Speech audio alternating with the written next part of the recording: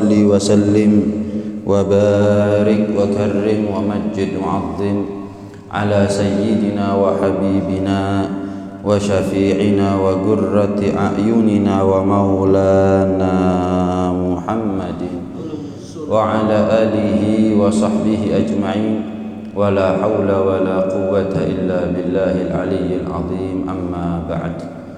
Assalamualaikum warahmatullahi wabarakatuh. Alhamdulillah thumma alhamdulillah. Senantiasa kita banyak bersyukur kepada Allah Subhanahu wa taala atas segala limpahan nikmat, anugerah dan karunia yang telah Allah berikan kepada kita semuanya. Mudah-mudahan nikmat zahir Allah sempurnakan dengan nikmat batin. Nikmat dunia Allah sempurnakan dengan nikmat akhirat.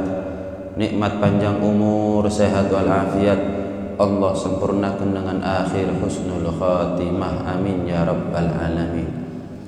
Hadirin hadirat sekalian dirahmati oleh Allah, bicara tentang nikmat ini bicara tentang sesuatu yang gak ada habis-habisnya.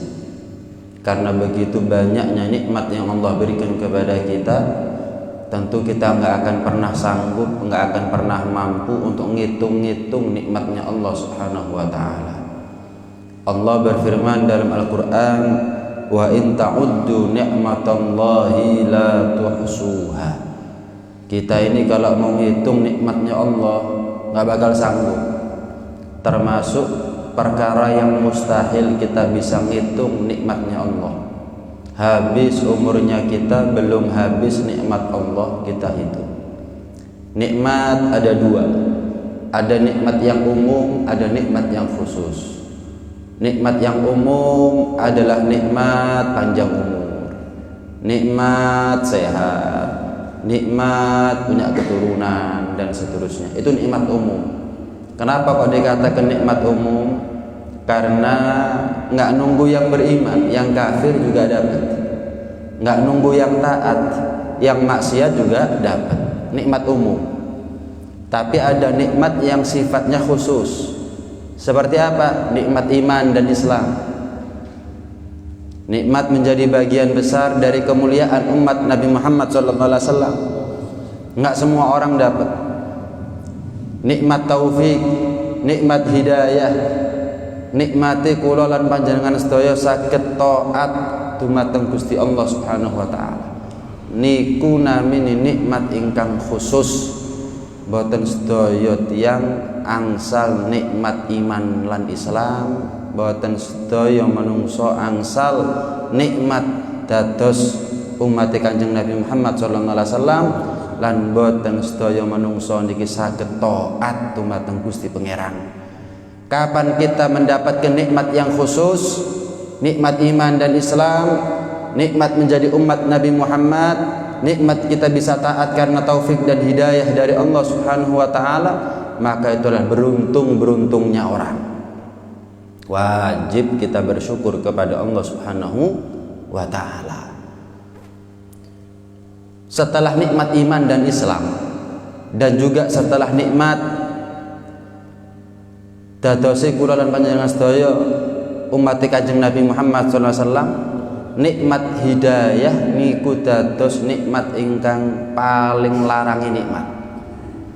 Ajallu ma nazala minas sama at-taufiq.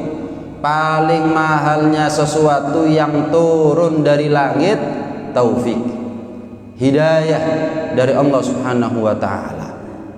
Kemampuan kita bisa taat itu karena Allah. Kita bisa taat bukan karena kekayaan harta, bukan karena kekuatan fisik.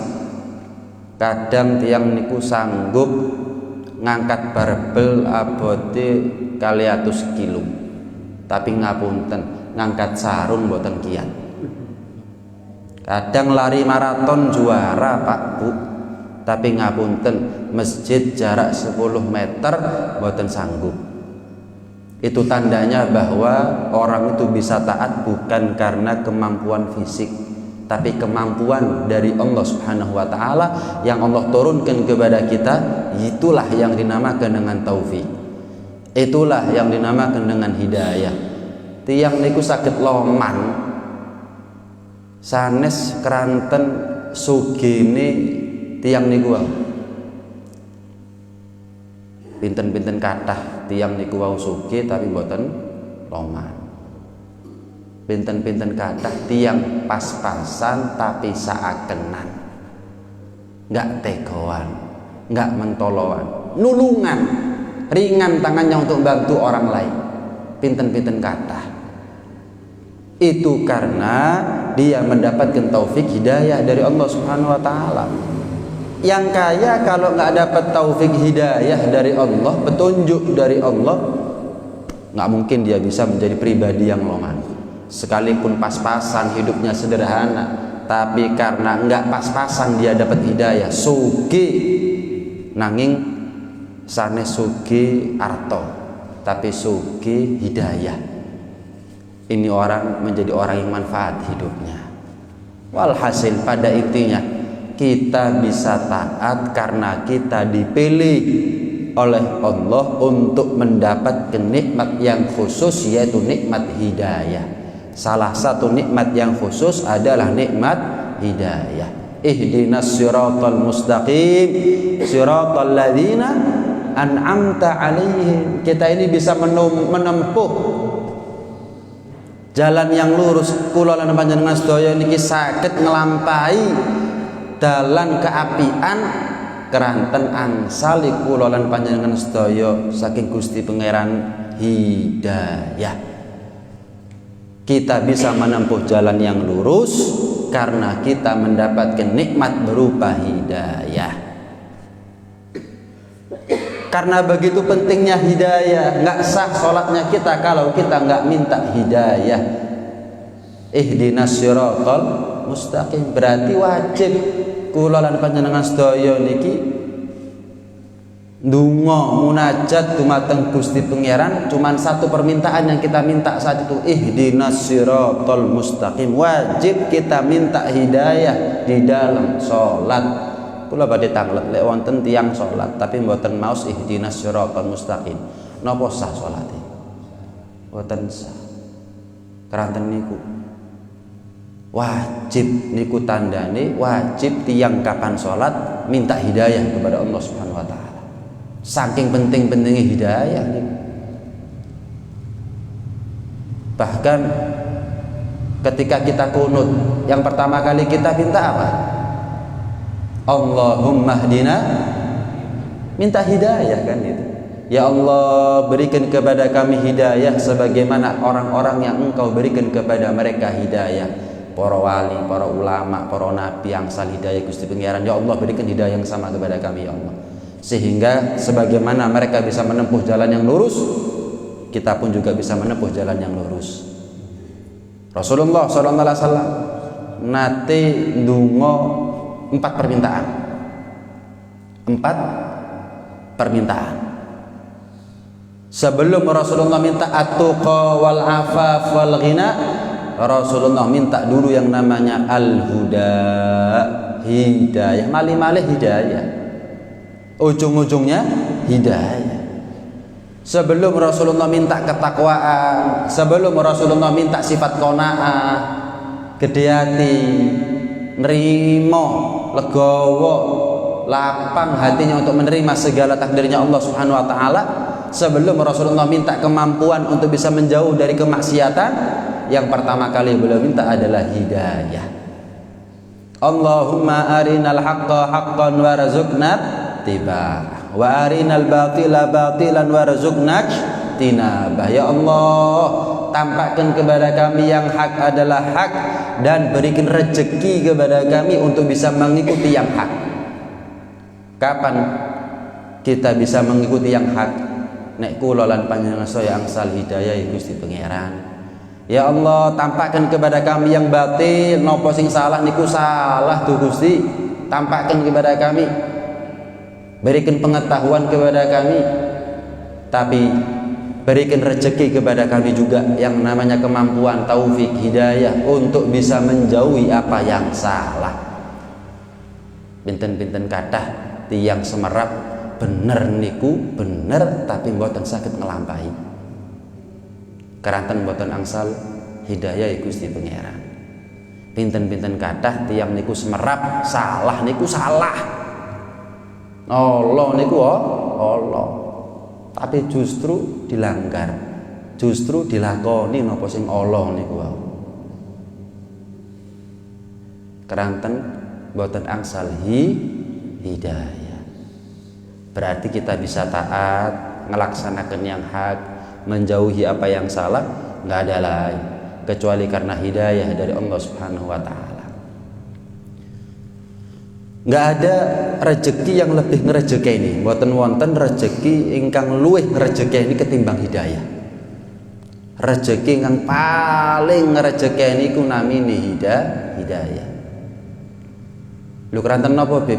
Hidayah niku dados rezeki paling ngrejekeni. Sebab hidayah kapan kula panjenengan sedaya seda tetep memberikan manfaat kepada kita.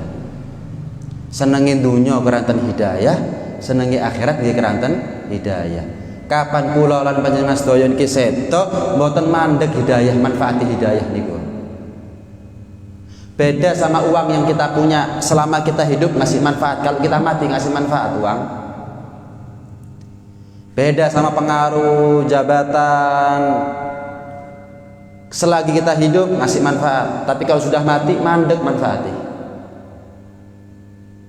Tapi kalau hidayah, hidup ngasih manfaat, setelah mati panen kita dari manfaatnya hidayah.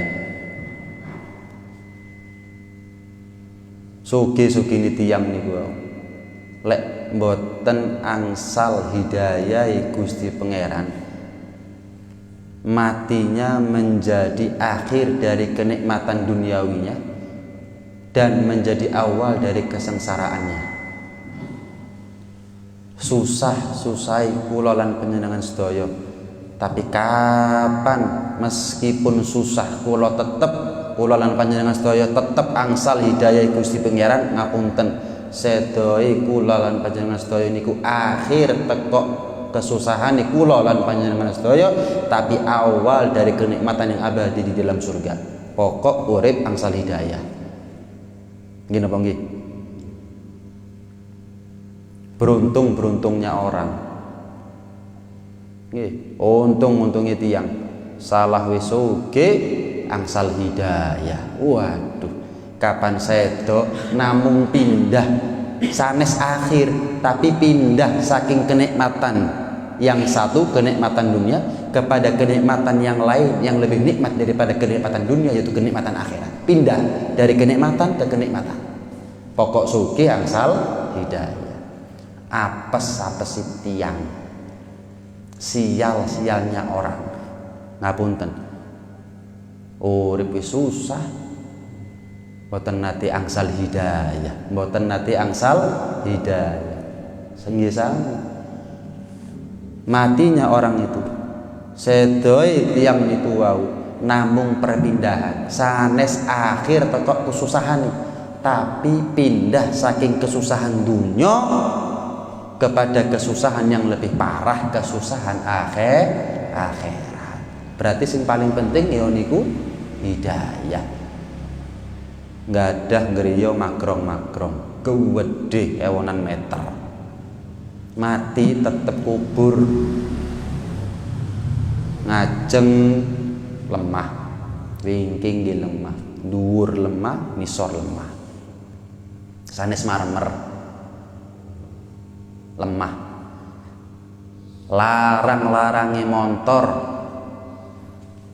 nggak ada tiang niku. Tapi kapan sedo ganti krondo diusung rudoi papat, larang-larangi kelambi, kapan sedo ganti kafan murah, mboten wonten kafan niku import. Oh keranten sing sedo niki tiyang sugih dados kafane import dhisik, jenazah rada gatel lek kafane murahan. Oh tiang sugih kenalane tiang-tiang top, tiang-tiang terkenal, pejabat-pejabat, kapan sedo gantos cacing lan kecoa. Jenengan bayangaken dinten nggih dalu menika kula lan panjenengan sedaya nggadah arta 1.000 triliun, Pak. Jenengan bayangaken dalu menika kula lan panjenengan sedaya nggadah arta 1.000 triliun. Niku semi surga sing jenenge donya niku. Nggadah pengarepan napa mawon keturutan. Merem melek ono, merem melek ono. Semi surga. Dinten napa niki? Malam Sabtu. Malam Sabtu nggadah arta 1.000 triliun. Sabtu enjing napa? Sedo. Malam Sabtu nggadah arta 1.000 T. Sabtu enjing sedo. Napa wonten bedane kali tiyang malam Sabtu mboten nggadah napa-napa, Sabtu enjing nggih sedo. Napa bedane? Kubure beda, kafane beda, rencange ten kubur beda, petenge kubure beda. Mboten sami. Belas mboten bedane. Berarti arta niku wau nggih napa sing jenengan damel nggih kendaraan nggih pakaian nggih griya niku sanes sing paling penting nggih monggo jenengan dados pemburu rupiah niku nggih monggo namung pun kesupen dados pemburu hidayah. Nggak apa-apa sih kita cari rumah yang bagus, kita cari baju yang bagus, nggak apa-apa. Cuman jangan sampai kita lupa caranya gimana kita dapat hidayah. Kenapa? Hidayah itu yang paling penting. Nah, nek kula lan jenengan sedaya semerap rezeki singkang paling rezekeni niku hidayah, berarti tidak ada sesuatu yang paling layak untuk kita kejar lebih dari hidayah. Kula badhe tanglet. Mencari hidayah sama mencari pekerjaan, pundi sing paling angel? Mencari pekerjaan sama mencari hidayah, pundi sing rada ewet? Rada ewet. Pekerjaan apa hidayah? Pekerjaan. Keranten napa sakniki jenengan keliling mboten mesti angsal pekerjaan pendamelan. Benten kali hidayah. Nek hidayah meripat ngapunten meripat niki kok didamel nganggur, mboten didamel sesuatu ingkang manfaat.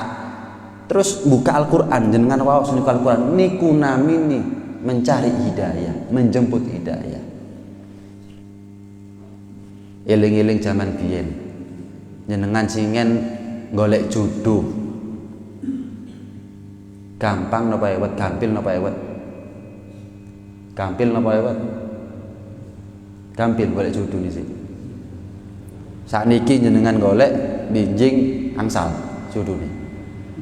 Berarti gampil napa ewet? Ewet. Tapi nek kula lan panjenengan sedaya napa madosi ya, madosi ku goleki ta. Hah? Madosi hidayah. Tebih ngriyoni jenengan saking masjid niki. Butuh berapa jam untuk ke masjid? Lama tak hadir pengajian? Enggak. Nyari jodoh keluar kota keliling kita. Ngeletek ngepek tonggo. Keliling setahun baru dapat.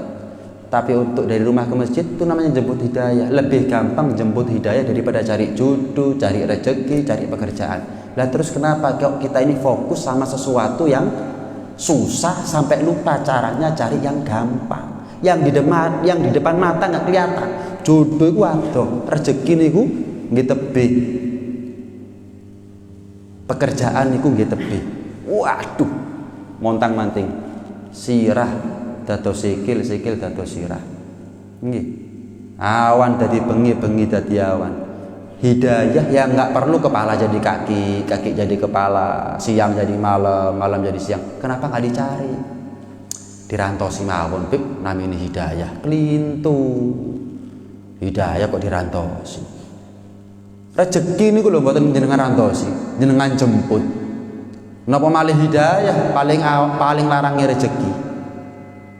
Nggih. Jodoh niku jenengan goleki, jenengan padosi. Lah mosok hidayah dinteni, dirantosi mawon, Bib. Iki kedhisan Israil. Jangan dong. Rasulullah sallallahu alaihi wasallam nanti dawuh, "Inna li rabbikum fi ayyami dahrikum lanafahat ala fata'arradulah." Setiap hari kalian ini punya nafahat. Napa nafahat? Anugerah, karunia saking Gusti Pangeran, nggih rahmat, nggih ampunan, nggih hidayah. Ala fata'arradulah. Pripun perintah Kanjeng Nabi? Jemput ya hidayahnya Allah, anugerah nafahat dari Allah Subhanahu wa taala. Fala'alla ahadakum an tusibahu nafhatun fala yashqa ba'daha abada. Ada kalanya sekali-kalinya kalian dapat hidayahnya Allah, nafahat dari Allah, itu tandanya kalian enggak akan celaka selama-lamanya. Wonten setunggal cerita. Wonten ulama namine Malik bin Dinar. Malik bin Dinar niki tokoh sufi, tapi sakderenge dados tokoh sufi nggadah istana. Anak bangsawan, sugih-sugih tiyang. Kuatah arton, unlimited, mboten wonten batese kekayaane. Sekali waktu Malik bin Dinar niki sumpah. Ini tandanya bahwa kekayaan itu bukan berarti kebahagiaan. Itu tandanya kekayaan itu bukan berarti jalan kebahagiaan. Bukti ini Malik bin Dinar sugih-sugih wong nggih sumpek. Bahkan banyak orang yang kita kenal, orang yang kita tahu sugih bunuh diri, Pak. Terjun ke hotel, nembak ndase dhewe. Sugih-sugih wong kadang-kadang. Itu tandanya kekayaan bukan jalan kebahagiaan. Akhirnya sumpek Malik bin Dinar niku. Akhirnya nggih wonten teng balkon. Balkon niku loteng terus agak menjorok keluar gitu. Amping-amping. Nggih ningali keadaan, ningali pemandangan, kersane saged fresh, hilang kepikirannya, hilang sumpeke. Subhanallah, nggak lama ngelihat ada satu musafir, nggak kenal Malik bin Dinar. Oh iki wong ado ya berarti. Aku gak kenal. Ngiyup wonten nisore wit. Nggak lama kemudian ngeluarkan roti kasar, jemblem misalkan di maem. Watos klotak. Sanes jemblem anget, jemblem mulai isu, mulai injing, watos klotak. Nggak lama mengeluarkan tuyul petak, diunjuk, gelek.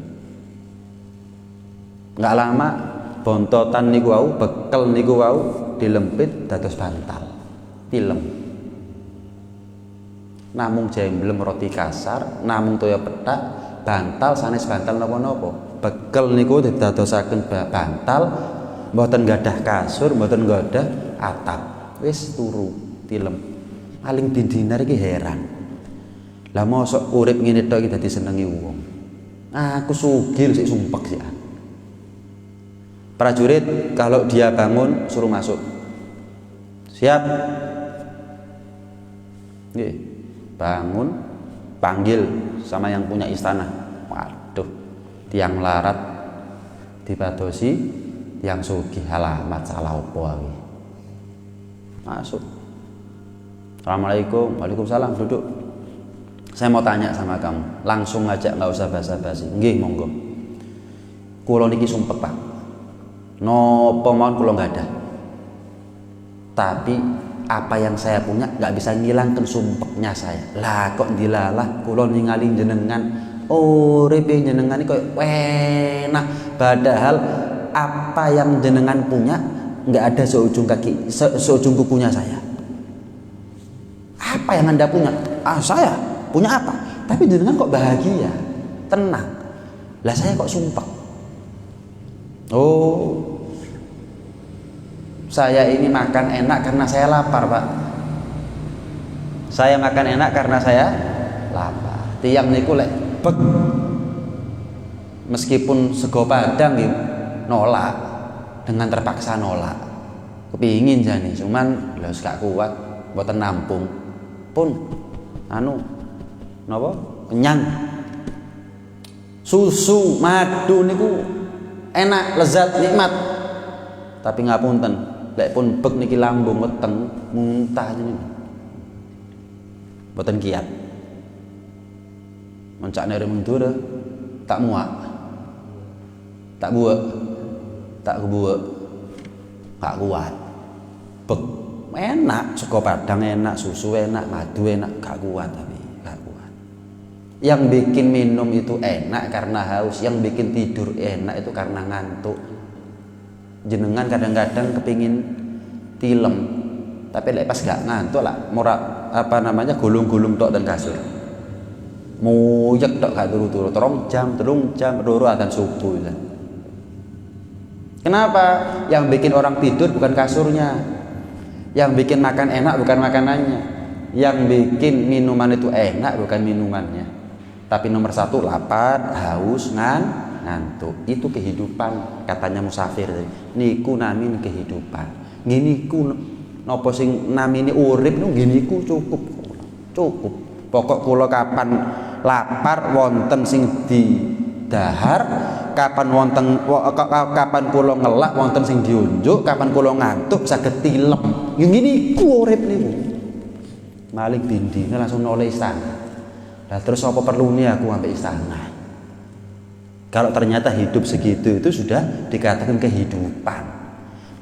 Lapar bisa makan, haus bisa minum, tidur ngantuk bisa tidur. Ya wis iku urip jenenge. Urusanku ambek istana omah magro ngopo perlu nih ditinggal kontan. Enggak pakai masuk istana, keluar cari guru sampai jadi tokoh sufi Malik bin Dinar sebagaimana yang kita kenal Malik bin Dinar. Keranten hidayah. Sekali-kalinya kamu dapat hidayah dari Allah. Kula badhe tanglet.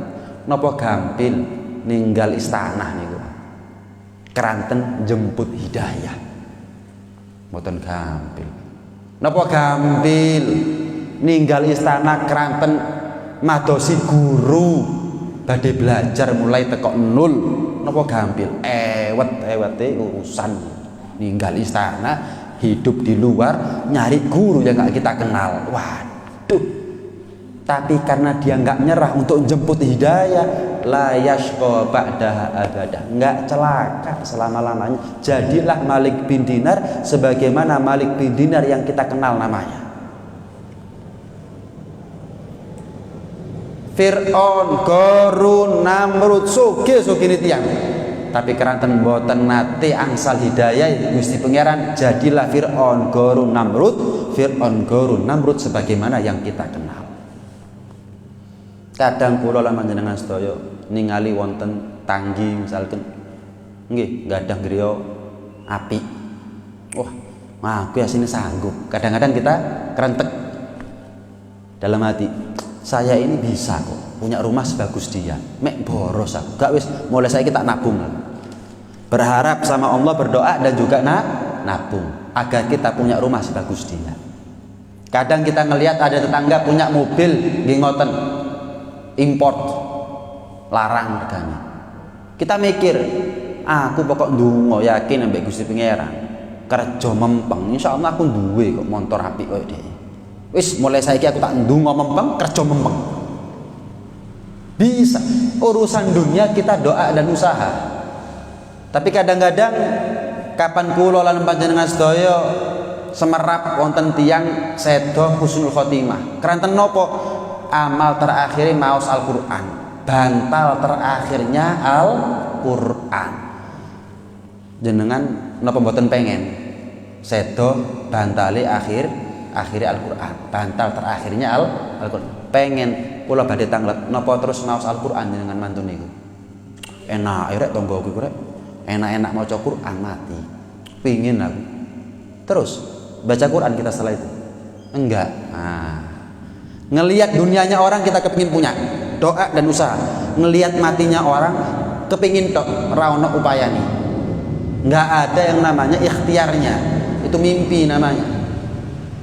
Ada orang meninggalnya ketika di masjid, Ada orang meninggalnya sujud terakhir jam 3 malam, pasti kita kepingin meninggal di masjid. Alhamdulillah kita dengan masjid dekat. Kita pasti kepingin meninggal sujud terakhir ketika tahajud, kepingin. Tapi setelah itu kita sering ke masjid apa enggak? Setelah itu kita banyak tahajud apa enggak? Itu bedanya antara kita dunia dengan akhirat. Akhirat kepingin tok, kalau nggak ada usaha mimpi itu namanya, bukan cita-cita. Kalau diusahakan apa yang kita harapkan itu namanya cita-cita. Antara kita dengan husnul khotimah, kula badhe tanglet niku mimpi napa cita-cita sini. Tergantung amalnya kita. Kalau amalnya kita baik ya berarti husnul khotimah iku niku cita-cita iku kula lan panjenengan sedaya. Tapi lek ngapunten, amali lan kula lan panjenengan sedaya kedunyan tok, semangat dalam urusan dunia, muales urusan akhirat. Berarti antara Anda dengan husnul khotimah niku namine mimpi alias turuni kemiringan. Semua orang kepingin masuk surga, kepingin maharnya surga husnul khotimah. Mboten wonten ceritane tiyang husnul khotimah mboten mlebeten swarga. Sebagaimana sebaliknya mboten wonten ceritane tiyang suul khotimah naudzubillah mlebeten swarga. Mboten wonten. Suul khotimah nggih neraka, husnul khotimah nggih swarga pun. Berarti maharnya surga husnul khotimah. Dan enggak ada mati tengah-tengah, gak suul khotimah, gak husnul khotimah. Enggak ada. Maharnya husnul khotimah istiqomah. Ya mutul mar'u ala ma asya alaih. Manusia itu mati sesuai dengan kebiasaan hidupnya, dawuh Kanjeng Nabi Muhammad sallallahu alaihi wasallam. Kula lan panjenengan sedaya purun sedo dalam keadaan nopo? Oh, dalam keadaan poso, Bib. Nggih, dikata-katai poso. Dipersering yang namanya puasa Senin, Kamis. Kula purun kapan sedo sujud, Bib. Nggih dikatai sujud. Dipersering yang namanya sujud. Memperbesar kemungkinan kita meninggal dalam keadaan sesuai yang kita harapkan. Sujud, baca Quran di masjid, puasa dan seterusnya. Maharnya istiqomah adalah hidayah. Jadi ujung-ujungnya surga itu adalah hidayah. Balik. Gimana caranya orang bisa istiqomah kalau nggak dapat hidayah? Gimana caranya orang itu dapat husnul khotimah kalau dia nggak dapat hidayah? Gimana caranya orang itu bisa masuk surga kalau dia nggak dapat hidayahnya Allah? Yuk nopo carane? Wonten selain Gusti Pangeran ingkang gadah swarga niku mboten wonten. Satu-satunya surga miliknya Allah dan Allah sediakan jalannya hidayah. Dari hidayah istiqomah, dari istiqomah husnul khotimah baru bicara surga. Itu gambarannya. Nggih. Baru-baru ini viral ada video nasihat bagus. Golek ono sing jenenge donya. Gurung mesti entuk. Karuan entuk gurung mesti akeh. Karuan akeh durung mesti lega. Karuan lega durung mesti salawase, pasti mati. Cari yang namanya dunia belum tentu dapat. Kalaupun dapat belum tentu banyak. Kalaupun banyak belum tentu puas. Kadang orang kaya tapi nggak pernah puas. Kurang. Soge ini tiang niku padahal.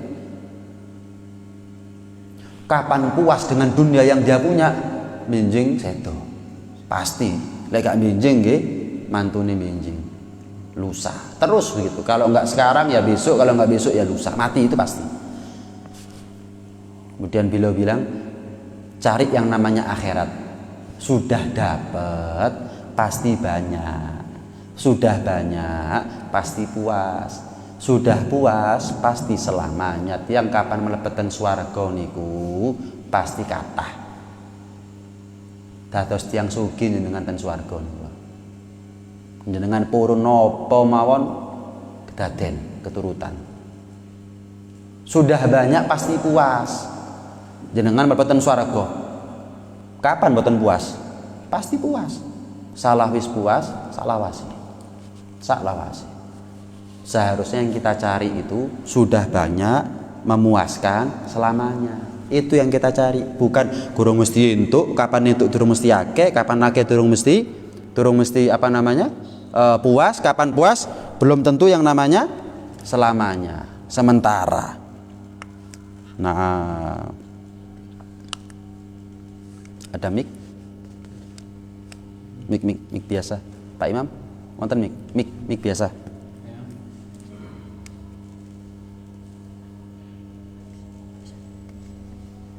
Mesti matian ya tengah-tengah ya. Tengah-tengah padahal baterainya ada gitu loh. Bismillah. Nah. Nggih. Ngoten. Alhamdulillah. Nggih. Karena itu jangan pernah kita ini yang namanya menomorduakan surga hanya untuk dunia yang sementara. Rugi. Nggih. Mantun niki kula lan panjenengan sedaya mlebet ten sasi Dzulhijjah. Puasa Arafah, jemput hidayah. Monggo sami-sami kula lan panjenengan sedaya siam. Tanggal 9 Dzulhijjah. Hari Arafah. Itu kita akan mendapatkan ampunan 2 tahun. Setahun yang lalu, setahun yang akan datang. Berkat 1 hari kita puasa hari Arafah. Kemudian takbir. Nggih, sanes sekasete sing takbir, tiangi sing takbir. Bukan hanya anak kecil-kecil tok yang takbiran. Orang tuanya di mana? Enggak apa-apa anak kecil takbiran, tapi orang tuanya juga ikut takbiran. Jangan anaknya takbiran, ibunya ikatan cinta. Jangan anaknya takbiran, bapaknya karambolan. Kelintu nih. Dituntun bukan dikongkon. Budal loli takbiran ngono. Lah bapak karambolan. Lah ibu ikatan cinta seru-seru nih. Wah. Senjata makan tuan, anak akhirnya bantah nanti sama orang tuanya. Ngelamak sama orang tuanya nanti anak. Gara-gara siapa? Bukan gara-gara anaknya, gara-gara orang tuanya nggak ngasih contoh. Takbiran. Man ahya lailatayil idain ahyallahu qalbah yauma tamutul qulub.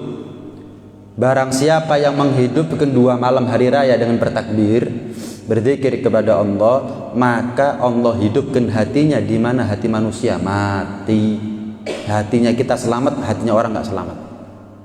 Hari akhirat, hari di mana yauma la yanfa'u malun wala banun illa man atallaha biqalbin salim. Hari akhirat anak nggak ngasih manfaat, harta nggak ngasih manfaat kecuali harta dan anaknya orang-orang yang menghadap kepada Allah dengan hati yang salim, hati yang selamat, hati yang hidup. Mantun takbiran nopo? Takbir dalam Idul Adha itu ada 2. Ada takbir namanya takbir mursal. Mursal. Mulai dari maghrib malam lebaran sampai sholat id keesokan harinya itu namanya takbir mursal. Ada takbir kedua namanya takbir muqayyad. Muqayyadun. Mulai dari subuh tanggal 9 hari Arafah sampai asar tanggal 13 Dzulhijjah akhir hari tasyrik.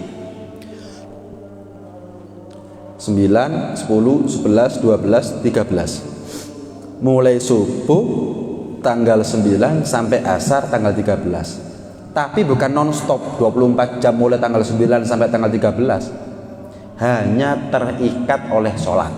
Mantun sholat nopo mawon sholat nggih sholat wajib, nggih sholat sunnah, nggih sholat jamaah nopo sholat piyambakan, nggih ten masjid nopo ten griya piyambak tetep nopo mawon sholate disunnahkan setelah salam takbir. Itu namanya takbir muqayyad. Ping pinten bib? Minimal 3 kali lah. Allahu akbar, Allahu akbar, Allahu akbar. La ilaha illallah, Allahu akbar. Allahu akbar walillahil hamd. Sepindah. 2 kali, 3 kali, lanjutkan baru Allahumma antas salam wa minkas salam gitu. Kadang-kadang kalau imamnya ngamalkan seperti itu, makmumnya bingung loh. Iki kan sik tanggal 9 Kang. Lah kok wis takbiran. Gara-gara kita ngamalkan ilmu, ada orang nggak ngerti, tanya, kita kasih tahu jadi ngerti. angsal pahala iku lho saya. Loh, riyo kan wingi kan. Lah kok saiki sik takbiran iki lah. Ya apa sih? Oh, gak takbir Idul Adha. Benten kali takbir Idul Fitri. Lah Idul Fitri namung setunggal takbir mursal tok mulai maghrib sampai sholat Id pun. Tapi kalau takbir Idul Adha ada takbir mugoyat, dikasih tahu, diajari, dapat pahalanya kita. Oh alah, keteru aku, makanya ngaji. Ya. Takbir yang terakhir kurban. Usum cupang tuku cupang. Usum nopo? Usum akik tumbas akik. Usum kembang tumbas kembang. Usum sepeda tumbas sepeda. Usum kurban. Nggak mampu saya, Bib.